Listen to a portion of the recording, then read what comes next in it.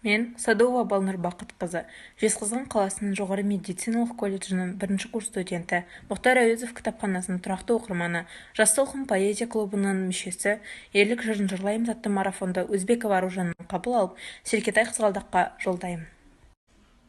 Ғафу Қайырбеков, жеңіс философиясы.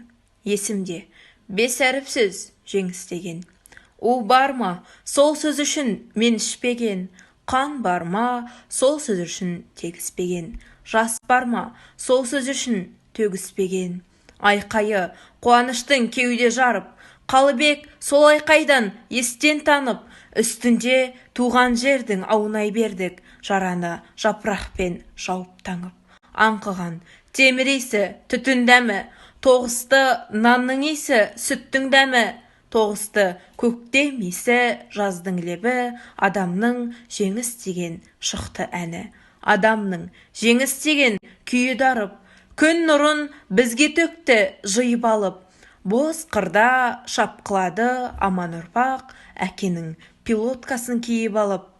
Әсем жыл шыға келді арадаттап, оралды басымызға махаббат бақ, әр үйде туып жатты сәби өмір, есімі жеңіс деген бала қаптап.